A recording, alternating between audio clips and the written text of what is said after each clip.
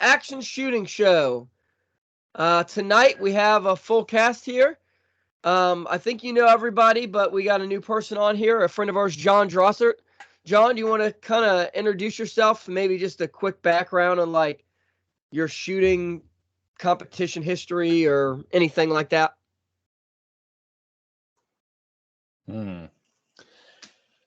I guess. So former Marine, former marksmanship instructor with the Marine Corps. I got into running guns in 2019, I believe it was, late 2019, late 2018. Um, been to a bunch of them by this point. I think I'm up around 50 or so matches attended and competed in. Been around the block, helped Tiger with designing stages and the course for the zombie running gun that's coming up here in just a couple of weeks. Spend a lot of time talking to match directors, but I'm smart enough to not become one myself yet. That is smart. I haven't done running guns, but I've been the punching bag for a 3-gun match for a while. So tonight we're going to talk about a conversation. We've mentioned this quite a bit. It's something I've been wanting to talk about for a while, and that is pistol dots. Red dots on pistols. They've gone really in like, I would say the last 2 or 3 years, they've gone from kind of like starting to get popular. And like, I would say 3 years ago, you saw a lot of like online influencers and professional shooters and teachers and stuff really espousing red dots and the benefits of it. But it went from kind of like that to where like a handful of people had them to like it being much more common. I don't know that it's still, I think in the shooting community, the competition, the self-defense, I think they've gotten real popular. I think in the average, like everyday Joe, they're maybe not there yet, but it's more and more guns are coming cut form just right from the factory. So I kind of want to talk about the pluses, minuses, because there's a lot of great things about them.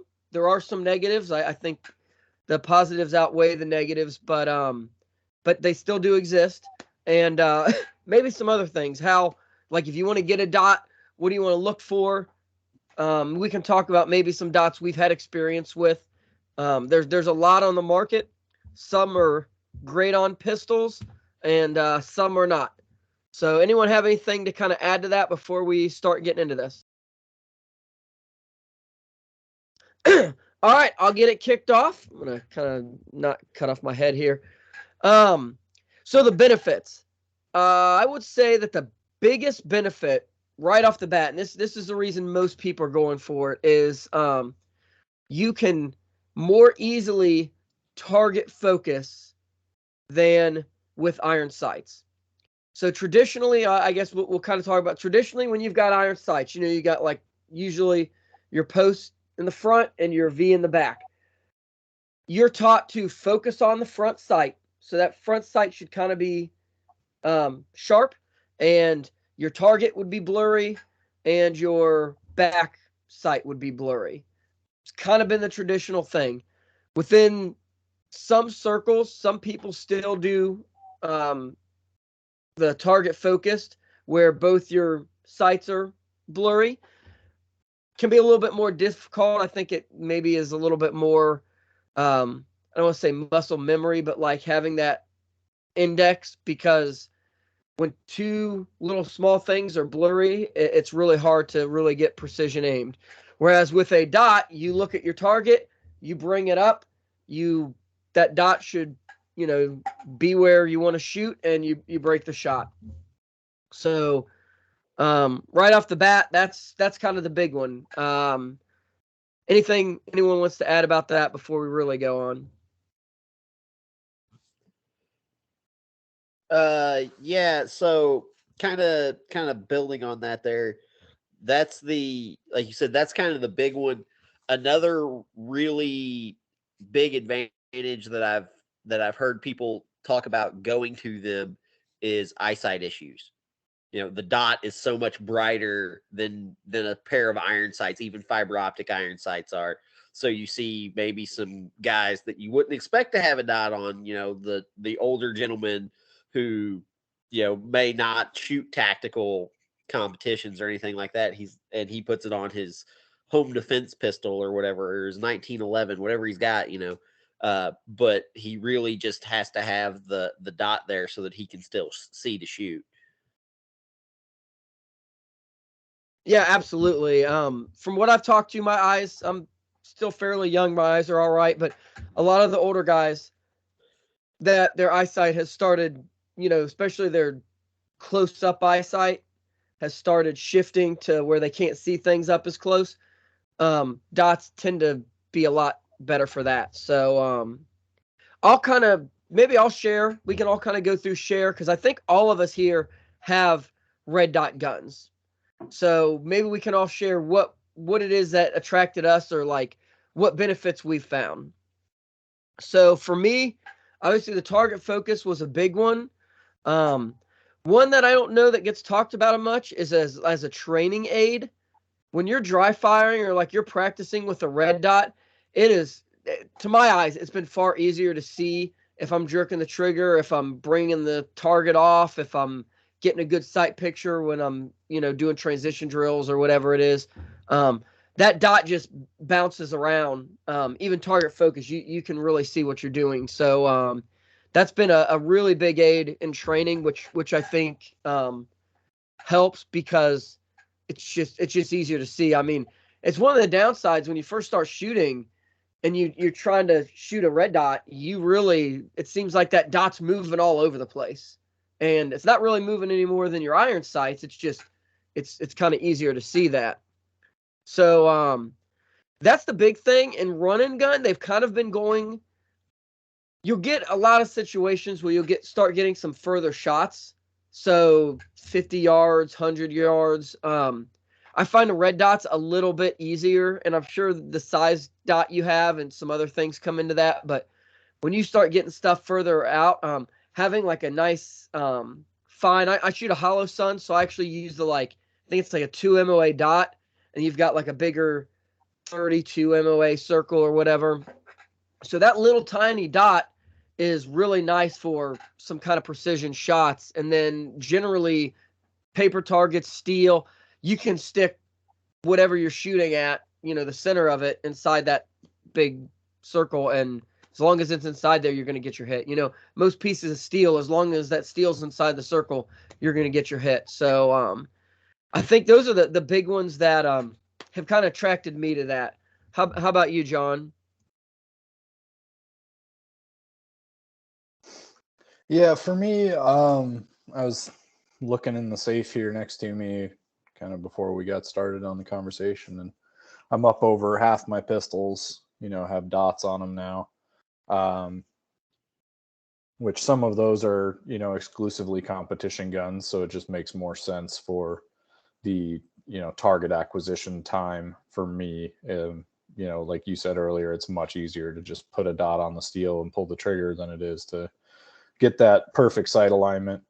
That some people might argue that's a negative to them. You're not taking the time to make sure you're setting up that good shot. You just see that dot on steel and you send it. For me, I've got dots. I've got a dot on one of my carry pistols. The other carry pistol I just ordered a dot for today. And those are both Holosuns with that 32 MOA plus 2 MOA center dot. Just makes a lot of sense to me there, because pretty much anything within 10 yards, 15 to 10 yards, you're looking at put the big circle on the target and you're going to hit it. So when you're talking about kind of milliseconds matter, that makes it a lot easier. That's a pretty big thing to focus on, to put on top of your target. I will say both of my pistols that I carry when I'm out in the backcountry do not have dots on them. Specifically for the reason that I ran into this winter when I was out hiking up a mountain in Idaho, is my dot got caked with snow.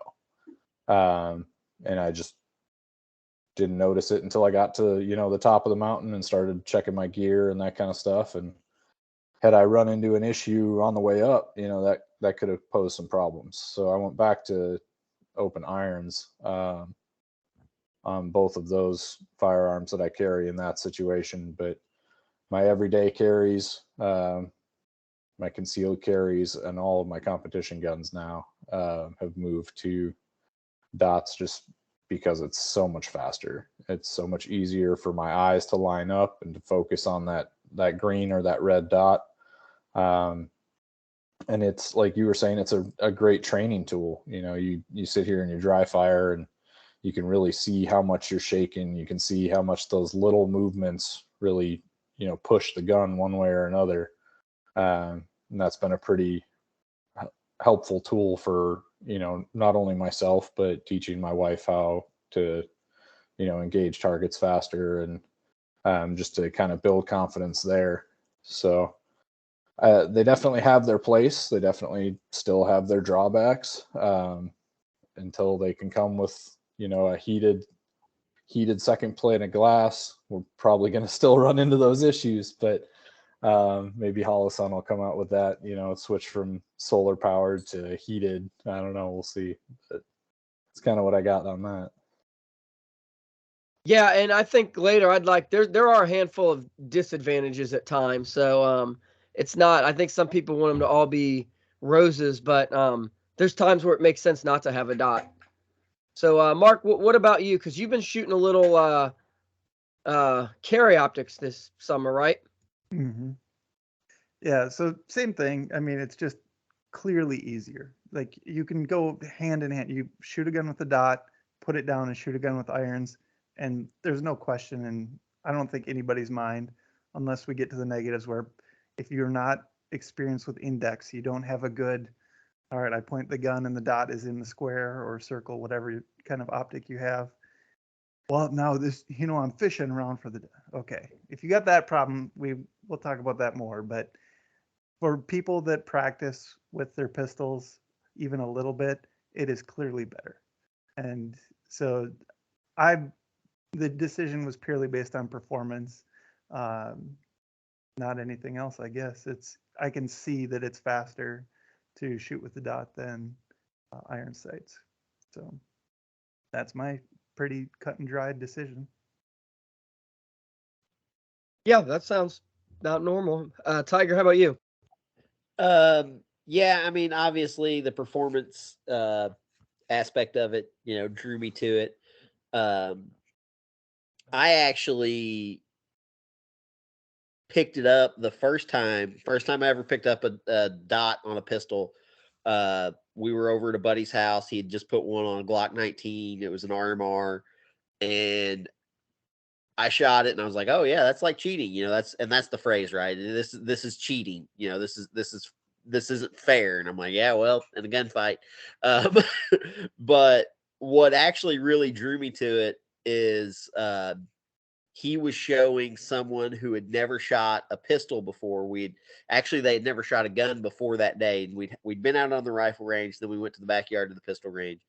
And he was like, yeah, all you do is put the dot on the target, nice, slow, steady squeeze to the rear. Good. We set him up with a good grip. And he started hitting like 4-inch plates at 20 yards. I mean, like his third or fourth round, he was like, I wonder if I can hit that. And then dink. And the instructional advantage became very apparent to me very fast. Like everyone goes, oh, you need to learn irons first and then move to the dot. And I'm like, by shooting a dot first, he was able to focus on his grip and focus on his trigger pull. Like he didn't have to focus on, okay, I need to line the sights up. I need equal light, equal height. He didn't have any of that stuff running through his head. All he knew was put the dot on the target, good solid grip, slow, steady squeeze on the trigger. And that really kind of sealed it for me. Like, and I'm with, you guys, there's disadvantages and we'll get into all of those. But honest to God, I think if you're going to teach someone how to shoot a handgun, something like a Taurus TX22 with a little lightweight dot on top of it is really Yeah, John's about to get one out. His doesn't have the dot. They do sell a competition model that you can put dots on. But that's really just a solid choice for teaching people how to shoot. Yeah, Yeah, absolutely. And I'll while we're talking, jump in here for a second, Ryan, to kind of caveat off of what Tiger just said. I got a new pistol for running competition just before Heartbreak, to the point that I wasn't even sure if I was going to run it at Heartbreak because I hadn't shot it yet. And I went and threw, a 507 on it. First, Tiger and I were sitting out at the lawn range stage, the 300-yard stage. First target's at 100 yards. I knew that dot was zeroed because I did it, before I left, and went, and Tiger's like, "Think you can hit that?" I was like, "I don't know, maybe." So I tried, and I had a third round impact at 100 yards, first time ever actually shooting the gun other than to just confirm zero. So that's a pretty steep advantage, in my opinion. Yeah, absolutely. And that brings up a thing, zeroing. People in competition, like if you have, some people have the adjustable rear sight. So you got a rear sight on your pistol. You can go up and down and left and right. A lot of guns don't have that. A lot of people are running guns, and especially some of those adjustable sights are not as robust. So zeroing, having like a really good defined zero is much easier with a red dot than most iron-sighted guns. I mean, you get a load, you can buy a new front sight, get your height right or file it down, or there's a lot of ways to zero iron sights even if they're not an adjustable, drifting one of the sights in the dovetail, but it's really not as easy as it is with a dot. And yep, take your little screwdriver and there you are. So, and having a good defined zero is obviously it's really important. I mean, we would never go out shooting a rifle and be like, well, that's close. I'm hitting about 3 inches low with this ammo, but it's all right. You would never do that. Well, some people would, but generally, minute a deer is good enough. yeah. I guess I should be careful about how I say that, but most people. I think I ran March 2018 with 2019, the last one. Literally got a zero like this on one of my rifles, and I was like, yeah, it's close enough. We're shooting at 10-inch targets. It's fine. Well, I should say, because with a rifle, even iron-sighted rifles, generally the sight adjustments are well enough that, like, there's no excuse. Like, right, if you don't want to do it, you don't have to, but there's no excuse.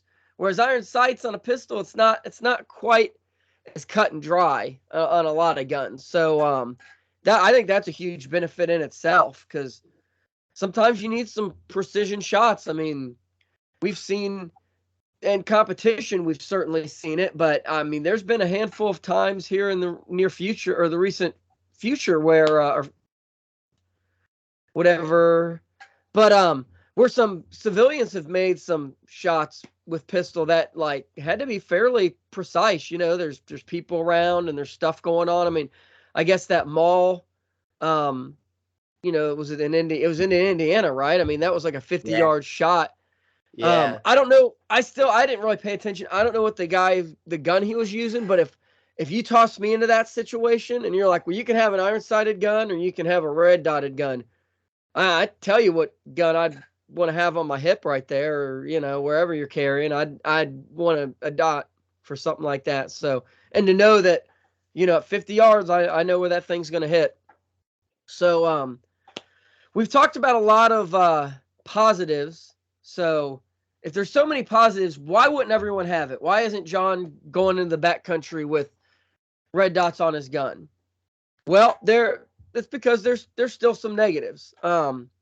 I would say the robustness of dots has been the big hurdle leading up to this. I mean, for a long time, there really wasn't a lot of dots. I mean, really, when I'll say we'll rewind to 4 or 5 years ago, you had the RMR that could mostly handle it. And some of them had flicker issues and they had plates and different things you could do. But besides for the RMR, there really wasn't a dot, that you could put on a slide that would handle all this recoil under high speed and not die. And even then, the RMR still wasn't necessary. I mean, it was pretty bulletproof, but that was kind of it. And you had some other stuff come along and people were trying different things and throwing different dots on guns. And I mean, I remember when people were doing it's like, yeah, you get about 2,000 or 3,000 rounds and then a dot dies and you got to send it off. And, even Mark, how long has Carry Optics been around? Has that been 3 years now? Yeah, a couple of years. Yeah. So like early on Carry Optics, people would they would have multiple guns and dots, and multiple guns isn't, but it was it wasn't an extra gun in case your red dot went down. You had 2 or 3 because your red dot was going to go down. And when that happened, you needed a backup. We've kind of gotten to the point, there's a handful of good options. So I've only run Holosun. I've been running the 507 for a little while. They're pretty popular. I know there's Holosuns has died. There's RMRs that have died. Any manufacturer thing has died. The Holosuns seem to still be pretty darn solid. I'm waiting on a 509. I'm going to stick that on an M&P here for the coming year. But those have been good. The RMRs, really good, especially the Gen 2s. They changed the flicker issue. They're just put an RMR in there. You probably can't crush it or break it. The Holosuns are pretty tough, but they're definitely, the RMR has that beat for just plain abuse.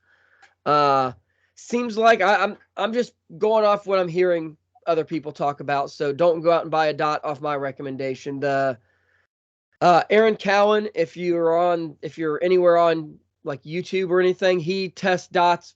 He's got his whole thing. Go watch his videos before you buy a dot. But I think the new generation of the Delta Point Pros are supposed to be pretty solid. The Acros, the P1 and P2, those are seem pretty solid. SROs, which is another Trijicon, I don't think they'll take the beating that an RMR some of these other ones will take, but these are all dots you can put them on a gun. They're not going to die because of recoil. I think there's a handful of them that we've got to that point.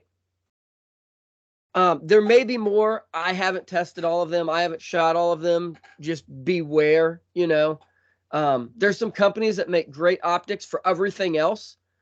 And I'm not going to name their name because we like a lot of their stuff. But if you put their dot on a gun and you start shooting it, it's probably not going to hold up. There's just some small dots that they just don't hold up. You may get 1,000 rounds, you may get 2, you may get 10, but you're probably not going to get 10. So I think dot breakage is maybe one of the bigger ones that used to be an issue that I think we're kind of past. But as John alluded to, environmentals, snow, mud, rain, all can affect your dot, especially like a single emitter, or what do they call it? Open emitter. Open. Yeah, open emitter. You start getting rain on the inside or the outside, especially if you're carrying it in a holster and rain's falling down on that. You're going to get a bunch of dots there. That can be an issue. Let's be clear though. Stuff on the back of a red dot is bad. Stuff on the front of red dot is not always a problem. You can have mud completely caking the front of the window, and if there's nothing on the back, the dot will still be there, and you can still shoot with it accurately. That is true. And same with that. Yeah, and same with water on the other side. Sometimes it's an issue, sometimes it's not.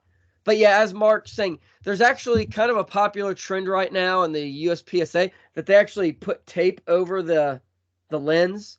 And ideally, if you're shooting both eyes open with a red dot, you don't need to be able to see through that glass. Your eye's just gonna put that in there. So Mark's right. There's certain situations, there's certain things they can take environmental. Don't think that just going out in the rain. I've shot in the rain with my red dot not had problems, but they can. Going from a real hot to a real cold, lenses can, the glass can fog up, and there's certainly coatings and stuff you can put, but that can be an issue. So most I think people, it's worse vice versa. So yeah, it's worse yeah. in Minnesota here, like patrol officers who are walking around outside, the gun is ice cold, and they walk inside. That's when they get the fogging and stuff. Yeah. Is the So gear. you'll see a lot of guns with dots. Like I've got my my backup irons on here. As long as that's not coated with mud or something that prevents me from seeing through, even if my dot dies, I do have backups. But excuse me, if that all gets covered in mud, their backups don't do anything. But then backups covered in mud aren't easy to use. So I mean, it's give and take for everything you do. So John, have you, besides for just the snow, have you run into any issues or anything like that? I have not. I do have my last carry pistol that is on its way out, being replaced by a newer model. Came with that company's red dot, and it was one that lasted about 10 rounds. And I was like, well, that's not right. And I called the company. To their credit, they were like, yep, send it to us. We'll fix it, or we'll send you a new one, whatever we have to do to make it right. I just made the personal choice to not do that. And I just replaced it with one that I had more confidence in, especially on a pistol that's, your everyday carry. That one's important. You want to trust your gear and know what you're getting. With that, you got to make sure you're keeping up on rotating your batteries if you have one that's not a solar failsafe. Ran into that just this last week. I started getting the indicator that was letting me know the battery was low, and so I swapped the battery out, and she's full strength, because that's a always on red dot. It doesn't have, some of them have shake awake and stuff like that. That particular model that I have on that pistol does not. It's just always on. So works great 99% of the time. And like I said, when I was, climbing up a mountain, it was cold and snowy, and I was in an open carry situation, and I had an open emitter red dot on that particular pistol. Probably should have been closed emitter, but I don't think it really would have changed the result in this case. And, we got to the top of the mountain, started looking through gear and straightening stuff out, and realized my entire, Holosun hood was packed with snow, after brushing against a pine tree on the way up. So there's definitely a drawback there. It takes a little bit more maintenance. It takes paying attention to your gear and just knowing what you're working with. But I definitely still feel like they are so advantageous at this point that those extra little steps that you might have to do are absolutely worth it. So a couple other things I've seen going along with that is, like you said, you're open carrying, or just on your hip. So like my Safariland holsters have a little baby hood that goes over the RMR, and so that's one thing. Between the 19 and the 17, the one hood covers a lot better, and so I don't think the one would really keep snow out. That's one solution. Another thing I've seen just recently, somebody 3D printed an optic cover and put a string on it, and then ran the string through one of the nuts or bolts on their holster. And as you draw, it just yanks that little cover off. Yeah, there you go. And so it just yanks that cover off as you draw, and now you've got a clean gun, which run and gun might be a perfect place for that, where we got crawling around under barbed wire and stuff like that. We're not all fighting Yetis like John in the snow, but things like that. There's workarounds. There's ways to try to prevent some of that stuff. But another thing John talked about was changing batteries. RMRs are supposed to go for a couple years, but when they do need to be changed, the RMR has to come all the way off, and now you've technically lost zero. Now, depending on what kind of mounting system you're using, it's probably going to come pretty close back to zero when you screw it back down. But now that's another range trip. And so that's something to think about. Holosun has kind of fixed this with their pretty much every other brand at this point now. You can change the battery without taking off the optic. But that's something to think about there too. Another thing that we haven't talked about is brightness levels. And so, when you want to use a red dot, you want it, first of all, to be on. We talked about always on or shake awake stuff. But is it the right brightness? Can you see the damn thing? Or is it so bright that it's blooming the entire thing? Now, companies have tried to create a better mousetrap and, okay, this automatically senses the brightness and will adjust automatically. RMR had versions of those. And even the simplest RMRs with just the fiber optic in them were supposed to just pick up and adjust. But that's something to think about. What brightness do you run it at? John Lovell of the Warrior Poet Society, he talks about things like when he's carrying appendix on an RMR, if he walks, let's say, into a movie theater, he can just reach down into his belt without lifting his shirt or anything and bumping it on the left side or the right side as he comes into a dark space or out of a dark space and make those adjustments. You got to be pretty turned on all the time to be thinking about stuff like that, but it's something to think about. If you don't have dot when you pull your pistol, hopefully you're ready to find those iron sights if you have to go to work with that. So just another thing to think about when we talk about negatives or maybe why these aren't the perfect solution to all our problems at this point. Yeah, and to expand that a little bit further, not only in a concealed carry situation, but also in a competition situation. With the rising prevalence of night matches in the run and gun community, making sure that your red dot is correct, or even if you're, shooting from cover or concealment where you're in a lower light situation than your target, your dot may appear almost off if it's dark enough, but your target might be fully daylit. So, I personally turn the auto adjust off on all of mine and just run it, with whatever setting I set it to. And for night matches, obviously that's lower. And for day matches, you got to crank it up a little bit, but it's just, again, active management of your gear. But if you're not paying attention or you hold the wrong button too long and you set yourself on auto brightness, it might come back and bite you on a stage. Well, our Trijicon knows that you're wrong for turning that off, so they just turn it back on for you automatically. So that's something that you're constantly fighting with. But that's an RMR specific problem, I think, or maybe not a problem according to Trijicon, but you pretty much can't permanently turn off the auto adjust, from my understanding, with the RMR. And if you can, leave it in the comments and explain how to do it, because it always turns itself back on after a couple hours. From what I know a night match a couple years ago. I think it was the RMR. Mike had. Do they have a model that's it's always auto adjust? Like there's no options. Yeah. And he actually, I'm pretty sure it was that he ripped it off his AK after the first stage and just went straight iron sights because.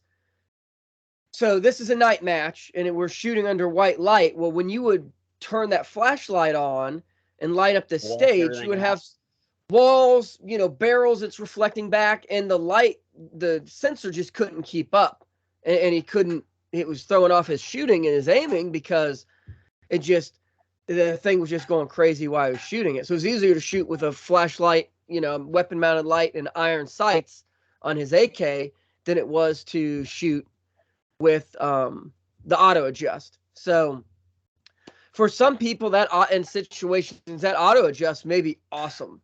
I would guess 90% of the time it probably is.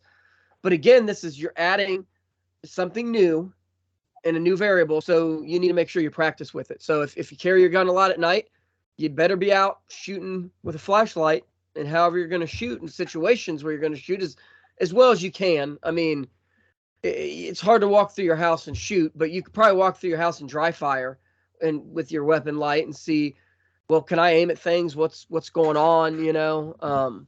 But that does add an extra variable. And I'm glad you mentioned the holster with that.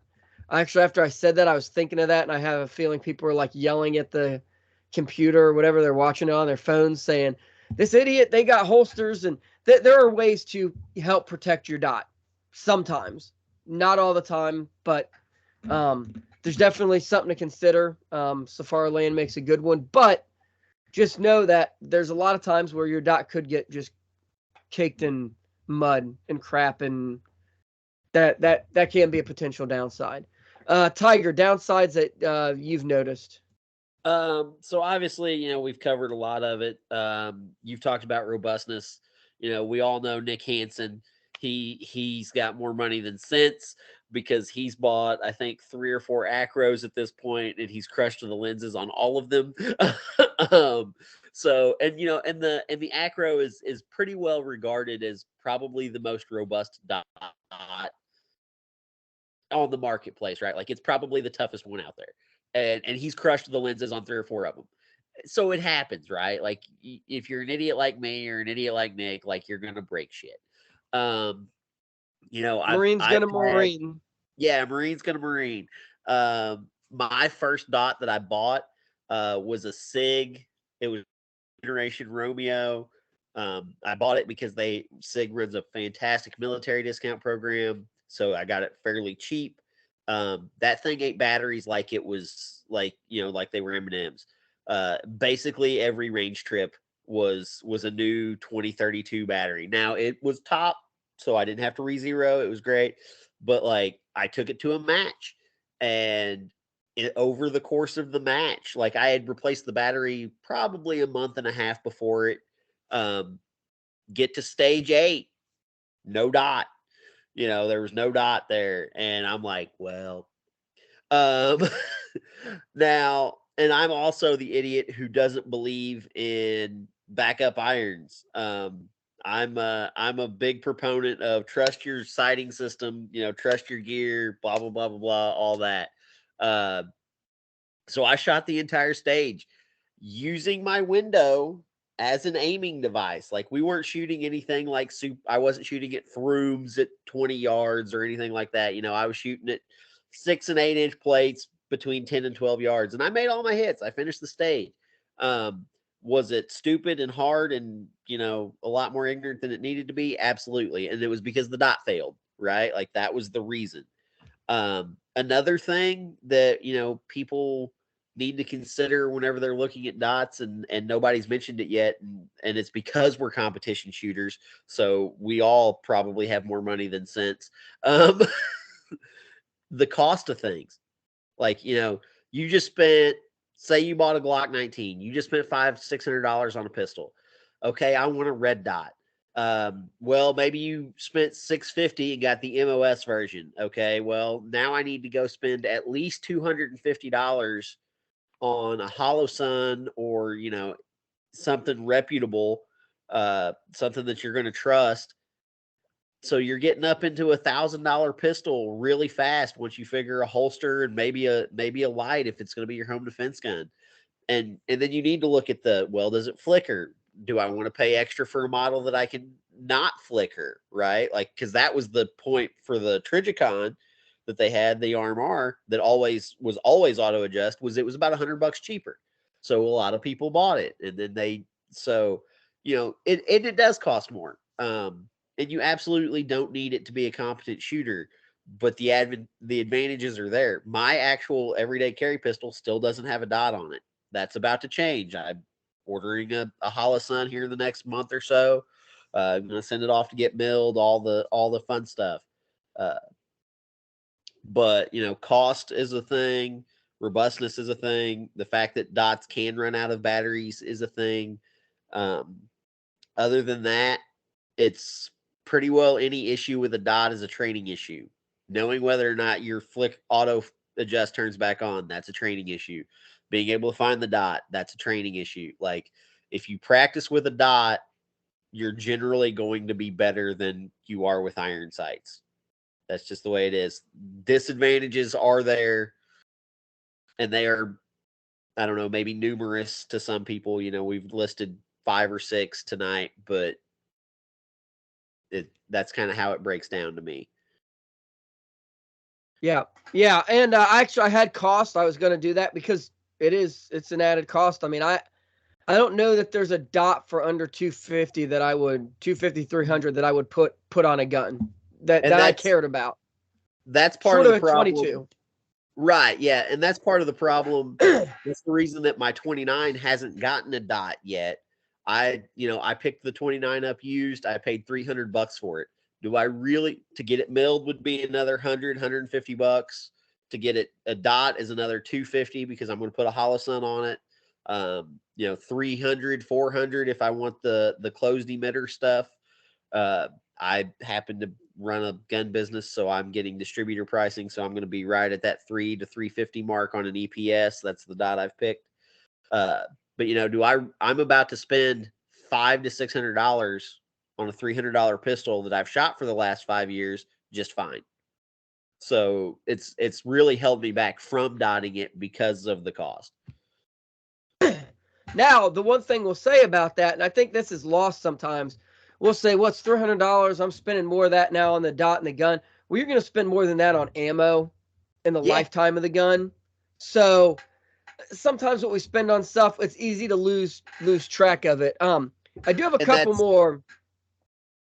That's where I'm at with it. Like now I'm at a point where all of my other stuff is getting dots for competition and everything else. And I've preached the red dot, gospel enough that I feel like my carry gun should have one. So it's going to get one.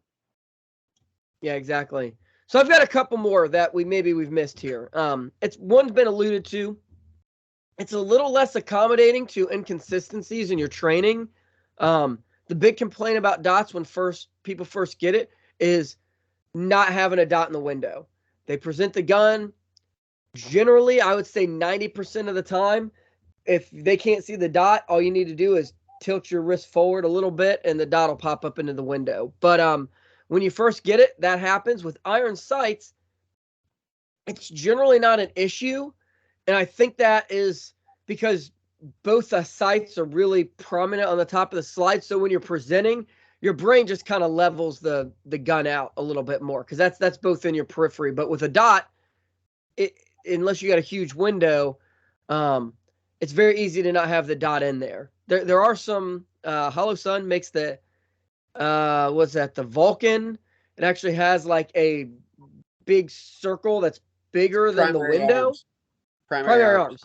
Yeah, they have the Vulcan so that it's actually outside of your window if you're presented correctly. But if you can see it, that tells you which direction to take the pistol. Yeah, so if you see like this on your screen, you're gonna want to lift it up to where. So that's a way. I don't know. It's maybe a good train. There you go. You kind of, when that's further away, you would not see that outside dot. You just see the center one. There exactly. You go. So it's a good training aid. It's probably a good sight. It's not very necessary if you've got other sights because it's just a practice thing, as Tiger said. Probably worth noting astigmatism. I don't have it, but if you have astigmatism, a dot can look like bunches of dots or a lot of little tiny dots. Different manufacturers, the coating, the LED emitter, all that can make a difference. So if you have astigmatism, probably worth looking through a couple different dots and seeing if one works better for your eyes. And if it's bad enough, dots may not be a good option for you. Like I said, I don't have it, but I've talked to people and heard that dots with astigmatism can be a problem. So check them out. There's a lot of different, we'll say reticle designs and emitters and coatings. So one may work better than the other. We kind of went over dots dying, losing zero or flickering or, the emitter just not lighting. The one more I would say, you are adding more hardware to the system. So like this is a pretty common setup. I've got my slide was milled. There's a plate down here. So that plate is bolted down with screws or hardware of some sort, and then the dot is attached to the plate. I've now added 4 more screws into the situation, which means that's 4 more screws that could come loose. If you set them upright and you use the correct, thread locker and torque and follow the recommended manufacturer, probably not an issue. If you'll notice, I don't know if you'll be able to see this on mine, that silver, I witness mark all my screws, and I check those periodically, make sure if those lines aren't lined up, we got a problem. And I've actually, the first Legion I shot with this setup, I ended up with 1 screw left in it, and 1 screw was gone. The other screw was not tight. I mean, that sight was flopping all around. I had used thread locker and I had torqued it to spec, but I think the issue was that I didn't clean the threaded holes in the plate, and there was probably some oil or something from manufacturing, and so the thread locker just didn't hold. These, actually, the screws in there now were replaced after Legion, and they've never loosened since then, but it is more things to go wrong. So it takes a little more maintenance. The last thing I would say is negative is competing footprints, platforms. Not every dot. So people are used to scopes. You've got Weaver or Picatinny rail for the most part. Some guns, bolt guns or certain things, you may need to buy the specific mount for, but you don't have a lot of different mounting systems, rails and stuff. And typically you've got 1 inch, 30 millimeters, 34 millimeters, maybe 35. There's only a couple different scope mounts. Red dots, that's not necessarily the case. I mean, the RMRs and the Holosuns kind of have their own thing. But if you want a 509 or an Acro, that's a different mounting system. If you want a, the Delta Point Pro, that's got a different footprint that it mounts down on. If you want to get the SIG, it's now, some of them are kind of aligning, kind of picking a pattern and going with it. A lot of things now have the RMR footprint.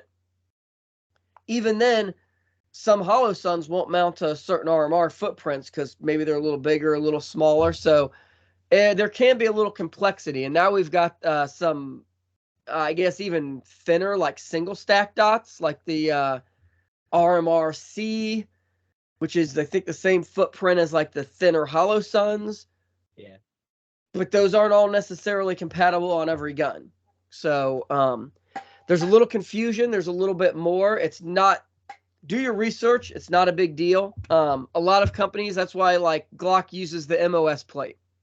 If you buy a Glock with that MOS plate, you buy the right plate, that bolts to the gun, your dot bolts right on top. Problem solved. If you know exactly what dot you want and your gun doesn't have a dot, you can find a shop, send them your dot, send them the slide. They'll mill it to fit that exactly. No plate, so now you only got 2 screws to loosen up instead of 4. So it's not, again, these are maybe downsides, potential downsides. They're not deal breakers. They're just a little bit more work that you have to put into it, or a little bit more learning or reading. Just takes a little bit more to it. Anything else you guys want to add to that before we kind of go on?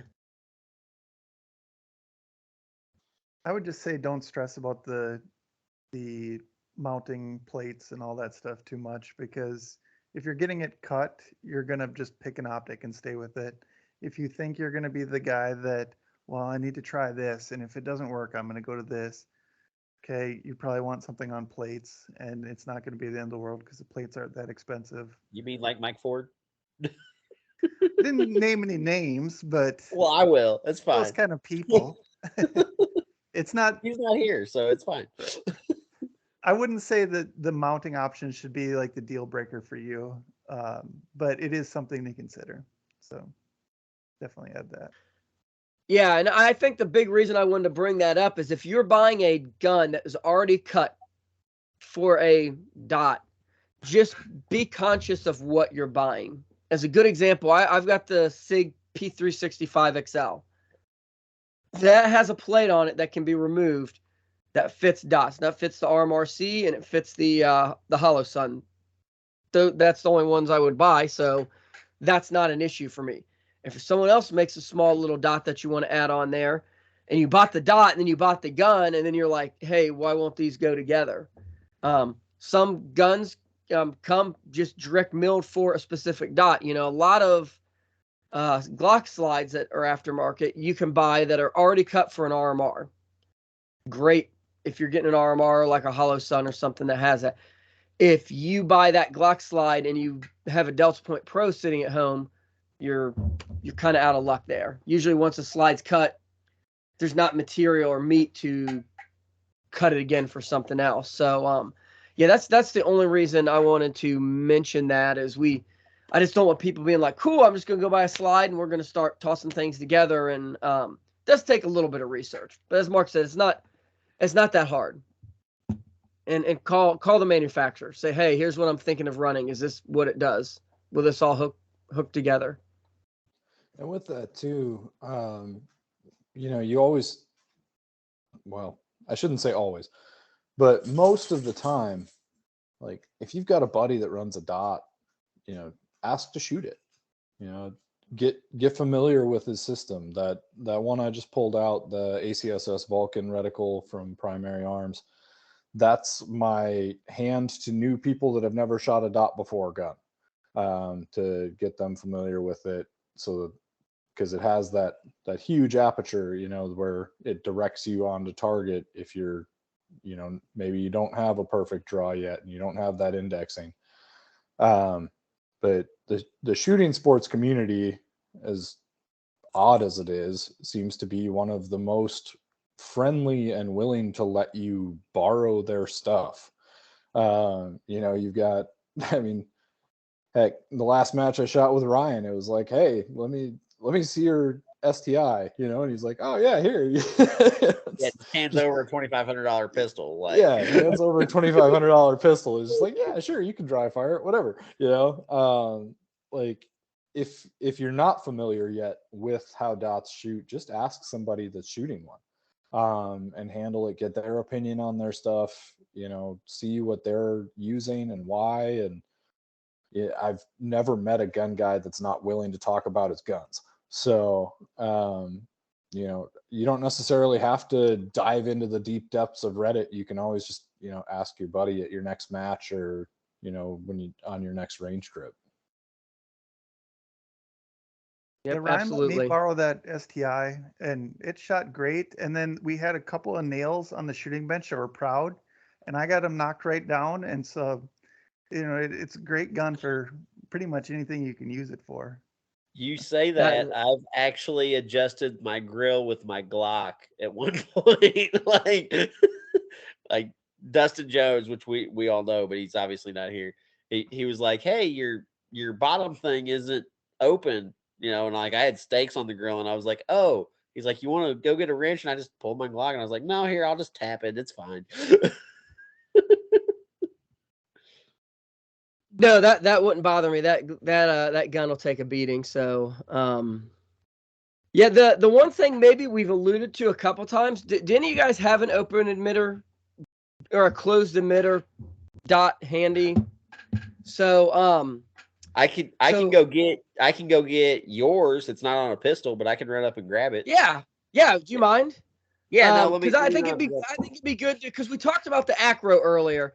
So Nick Hansen has broke a handful of Acros, but when we say that, what he's broken is the lenses on them.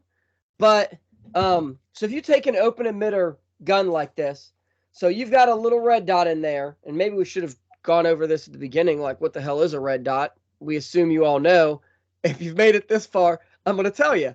There's a little tiny LED emitter that projects a image up onto this glass. So that's an open emitter. There's just a single piece of glass there that it bounces up. The closed emitter has that, but actually is like enclosed and has glass in the front and back. So we joke around, and Nick Hansen has, I've seen it at least 2 matches. He has shattered usually the front lens, but he shattered those, but the dot still works. If you got broken glass, you may have some artifacts or something that you're seeing through, but the dot still works. Those glasses, it's kind of a sacrificial thing. It's meant to not. Did you have something to say, Mark? There's 2 layers. There's 2 layers in there. That's Yes. why. It's not that he broke out the glass and then that red dot still projected out into space. Yeah. He breaks the front glass. The second glass is still fine. Yeah. The glass like I have here with the coating and all that is fine. It's just the extra glass that kind of seals the whole thing in is still intact, So another way to think about closed emitters is literally every red dot you're going to put on a rifle has a closed emitter. It would be another way to think about it. Pretty much. All of your EOTechs, even though they look like a big RMR, it's still glass on both sides and the projection inside there. Your aim points, your MROs, everything like that has glass on both sides. It's just the open emitter is unique to pistols. Yeah, and it's because they were trying to make them smaller. So, like, I think Tiger's got the 509 there. Just that's going to go on my M&P. The front has glass that is just plain glass. Right behind that is your glass that the emitter goes onto, and then behind that is another glass. It's sealed up. It's a little bit better for the elements. It kind of keeps everything out, like we were saying earlier. With this open emitter, you could easily get like snow and crap in there. With the closed emitter, you could take your hand and wipe across it, and you should be good to go. So yeah. Why would this? Go ahead. Oh, so the question would be, some people may be asking, well, why wouldn't you put an open emitter or closed emitter on everything? It sounds like it's a much better system. Well, it's also bigger.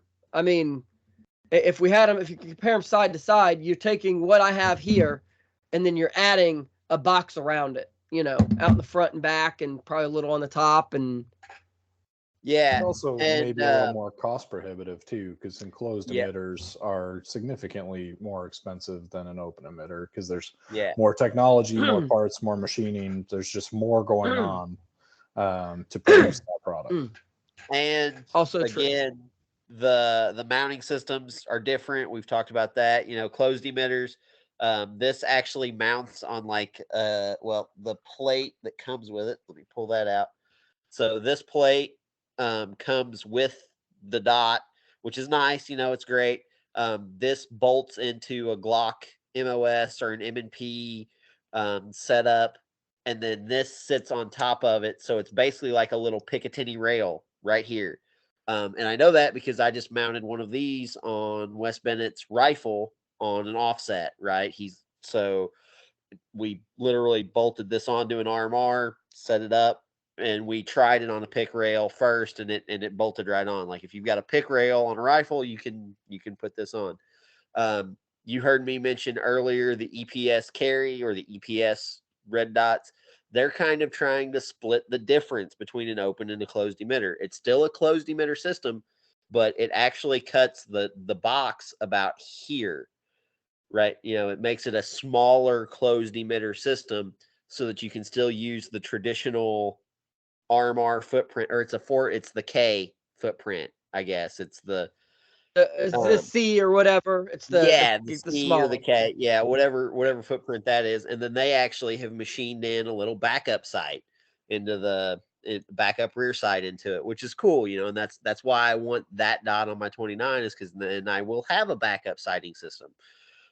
So they're trying to split that difference, and maybe it'll be awesome, maybe it won't. I don't really know yet. I haven't had one in my hands, but that's the plan. So, well, and those are also, they're thinner. That's the big thing with the EPS and like the RMRC 507K. I think the K is Hollow Suns. This one is actually this is the 509T. So it's titanium for weight savings and all that. But this one is actually like holding it in my hand here is enough of a chunk that it could theoretically mess with your slide reciprocation. Like you may need to possibly change a spring to make your gun run right. You might not have to. It might run fine, because if you mill enough metal out to offset the weight and all of that. But like I said, holding this one versus a 507, which is what you've got on your pistol, there's a significant weight difference. There's a significant size difference. So closed emitter is a better system maybe, but I know some guys who on their carry pistol, hey, there's that's the difference in the single stack and double stack.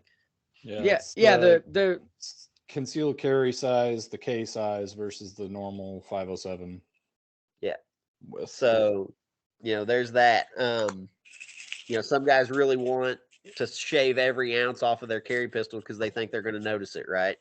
So this isn't the optic for that.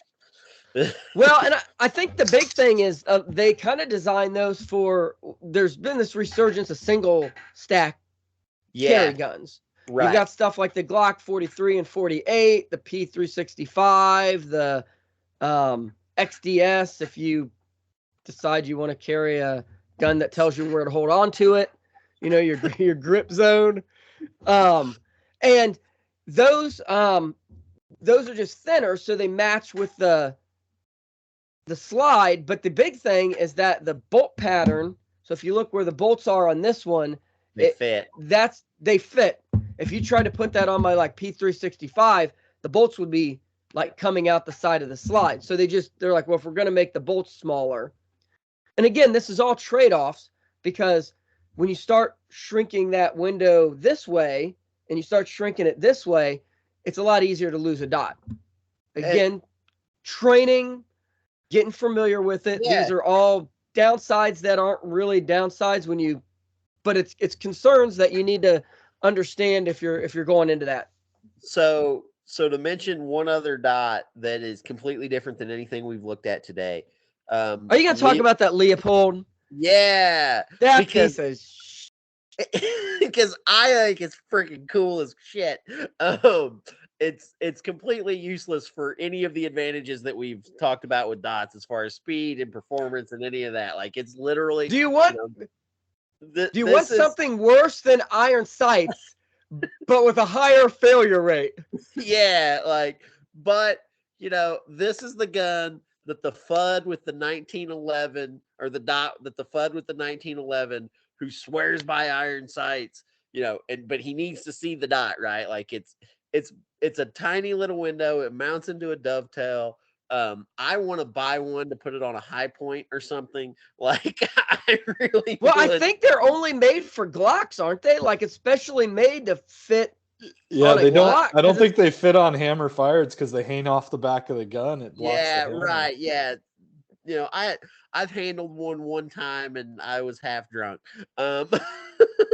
So let's be real here. Well, that now half drunk, so that sounds like a lot of things sound like a good idea when you're half drunk. So you know what? That was a good day though. But like I said, I really, if I ever get a high point, I think that's the dot. Like that is it for me. So if people don't know what we're talking about, let me explain this. It's this really small little tube that sits in the Glock's dovetail. And then it's got like a battery compartment that hangs out lower over the back. So you've got this really small, narrow window. It's like a ghost ring sized. It's a pistol ghost ring is what it is. It's like aiming through. You know how you can get a milkshake with the thicker straw, the milkshake straw? It's like aiming through a milkshake straw. So I guess it may be better than. I'm gonna piss people off. Whatever. No one sponsors this show, so the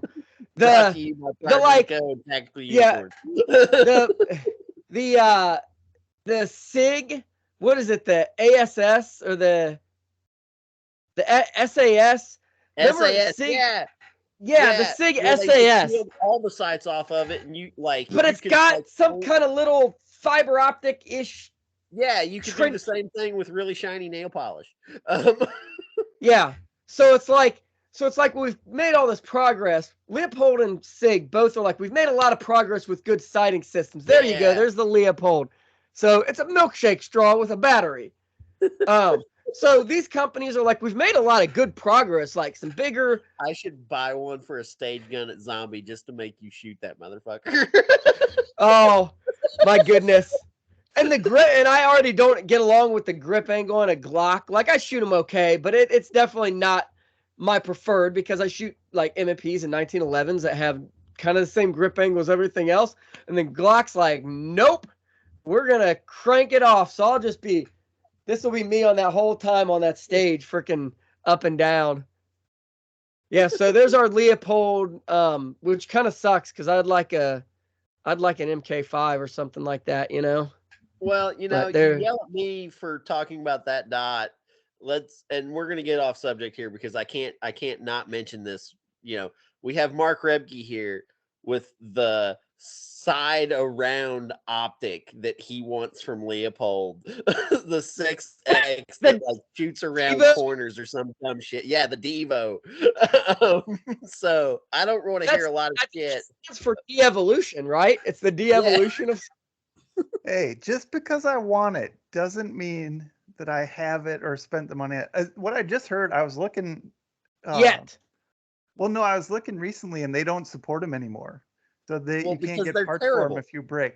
They're not terrible. They're just not ready for prime time yet. They just need a little more work, and they would have been perfect. Because now, what would have really made sense at this point is have them in line and put an RMR size thing on top of them, and they could run underneath, and a small dot would sit on top instead of going around. I think that's going to come. You mark my words, whenever this comes out, I called it that they made a real low glass scope with a red dot on top of it, a mini red dot on top. It's going to be the same thing. It's going to be amazing. Take the world by storm. Yeah, I know in World War II, some country had like a prism type sight like that, where like the what you're viewing through and where the scope was like offset, like up or down. That's kind of what that scope does, right? It splits your vision, and you've got like a magnified. So if you like just tilt your head up slightly, you're seeing 1x or vice versa, or 6x. And if you go down, you don't even have to tilt your head though. That's the thing. It's your eyes. You are on scope and you look down slightly and you're on scope too.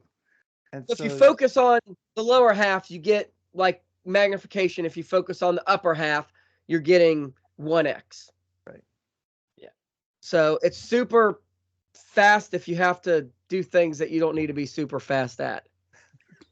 Right. It's like, it sounds good when you read it at night on the internet. Come on. Yeah. Absolutely. After about there's a lot of. Here, let me piss some other people off. There's a lot of gun stuff. Big dot sights, like the XS big dot sights. I'm gonna piss people off because I know people love them. Those are a really fast sight for when you don't actually need to use sights. Like when you're shooting stuff that's like point blank, like right there, you can basically just point a gun at it and get your hits. That's what they're really good for. And then you move something out to 15 yards. It's like, oh, I got a freaking pie plate in front of like everything I'm trying to shoot at because this dot is the size of Jupiter. And you had pie. Yeah. All right. What else? We've gotten far enough off track. Who else can we piss off for the night? Okay. So I don't know. Are we trying to wrap things up, or are we going to keep talking? Yeah, I think we should probably wrap things up before I'll wrap last. You guys all talk for a minute. I'm going to pour more bourbon. All right. I think I'll echo what John said earlier. If you have not shot through a red dot sight, if you're interested in shooting through like a red dot sight on a pistol, find someone that has one. They are prominent enough that you should be able to find someone close to you that's shooting. Go into a gun shop. If you go into a gun shop, start talking to people. So like, oh yeah, I got a red dot in my gun. Hey, can we go out to the range? Can I shoot your gun? I'd almost put money on it that they'll say yes. So check it out. If you can, check out a lot of different red dots. Like a lot of things in the sport, like the Holosun, we've talked a lot about them because they're pretty reliable dots. They're a pretty affordable price. Like it really, you're not going to get a reliable dot for cheaper. and they're pretty available. They've been smart to use the same footprint as other companies. They're Chinese, so they basically copy what other people do and make it cheaper. I mean And make it better.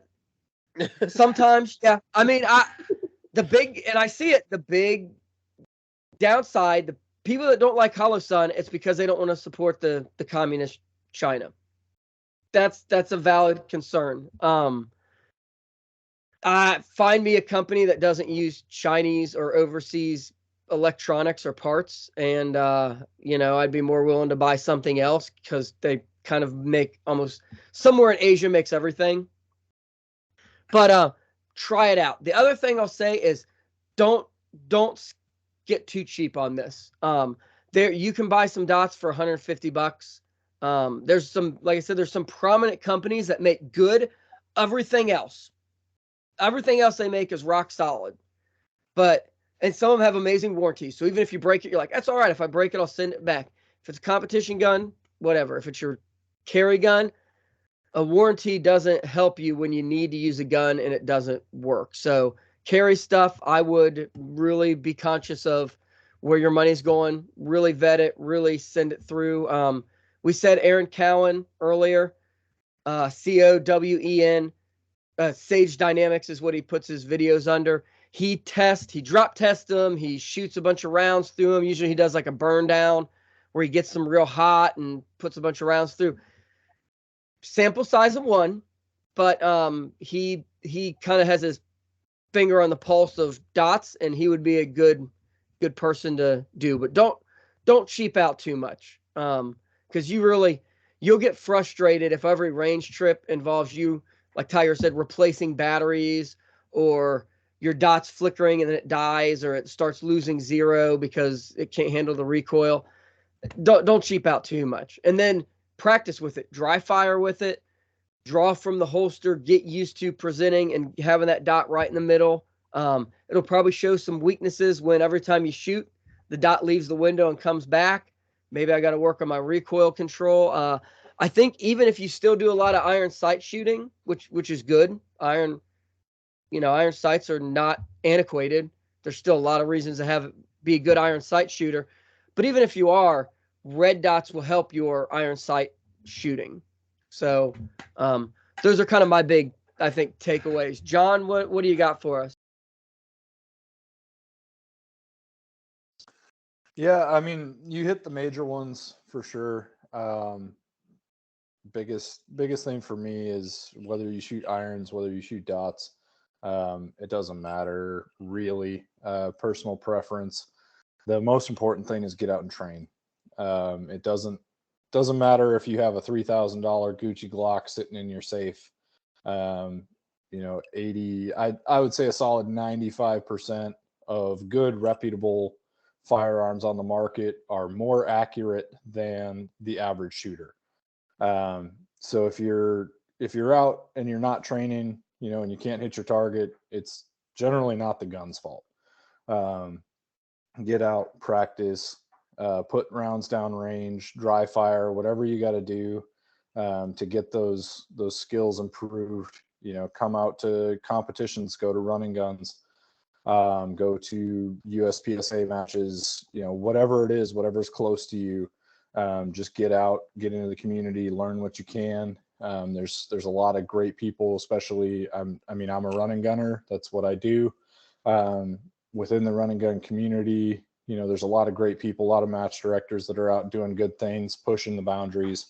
You've got the zombie running gun coming up in a couple of weeks. That's a team match. There's team dynamics built into it and communicating with a partner. You've got, Legion every year, Heartbreak every year. Ellis Dom with the gun run based out of North Carolina is doing a lot of really good things, and expanding into offering trainings outside of just the competitions. Resources are there to just get better. And the best way to do it is, put a pistol in your hands and just go do it. You don't know what you don't know until you get in a situation where you learn that you don't know it. So put yourself in those uncomfortable situations, get out, send rounds, hopefully we'll see you out in the woods. same sort of things. Dry fire. We're always going to talk about dry fire in this show. We're always going to say dry fire. And that's the biggest thing with the dots. Like, you will learn the dot if you dry fire, if you work on your presentation, if you work on your grip. We talked about Aaron Cowan, however you say it, from Sage Dynamics for reviews. If you're looking for education on shooting a red dot, Scott Jadinsky, I think is how you say it, with Modern Samurai Project, has classes. He travels all over the country. He's got a YouTube channel. He's got, I think they call it Gray Hive. I don't know if they're still doing that. Another training resource. But he's kind of one of the gurus with red dot pistols, at least defensive wise. There's also competition focused guys that do red dot seminars and stuff like that. So get the training, just dry fire. I mean, my wife is going to shoot a red dot at Zombie this year for her first competition with it. And it's dry fire. It's, well, I can't find the dot. This is one simple thing that helped her. I was like, find the target first and the dot will probably be there. And she's like, oh, just look at the target and the dot. Oh, like little things that you pick up in dry fire that if you go to the range and do the fish around thing, you're not going to do it. It's just get practice. And we've talked about too for like half the show, understand the limitations, and you're almost certainly going to be happier with the dot. I think you'll be happy with the decision. Yeah, I guess I'll wrap up here. A couple other things that we haven't really talked about. This particular 509T, you notice that it's got a little green thing right here. That means that this is a green dot. You can get green dots if you're like our esteemed host here, who's genetically deficient, colorblind. The physicist in me is going to preach for a minute here. Green dots are brighter for the same energy output. Our eyes pick up green better. But if you shoot at a range where you've got nothing but trees behind you, behind the targets or the berms or grass or something like that, red is more contrasting. Know that. Pick a red or a green. That's how that should work. We've talked about a couple, Aaron Cowan, Scott Jadinsky. One of my favorite trainers that I kind of follow is Chuck Pressburg. He's been pushing some dot stuff here in the last couple of years. He held off for a while. He was kind of a skeptic, and now he's all in. He's got some great drills, some no-fail pistol, some stuff like that really do help you dial in your pistol skills. And a dot, and he shot one without a dot and then with a dot, like same time of day, a day apart, so that it was both cold runs, right? And it was like a 40% increase in his score, right? Like he was 40% better with the dot. That doesn't mean, and his iron sights run was better than 95% of the average shooters out there, but he trained enough and his dot was good. We've talked about all the ups, all the downs. Like they said, get out, do some stuff with it. If you have any questions, feel free to contact me. I'm sure any of these guys, like John said, I've never met a gun guy that won't talk guns. If you find one, send us his name so that we can blackball him or something. I don't know. But get out there and shoot, guys, and we'll hopefully see you out there and do some good.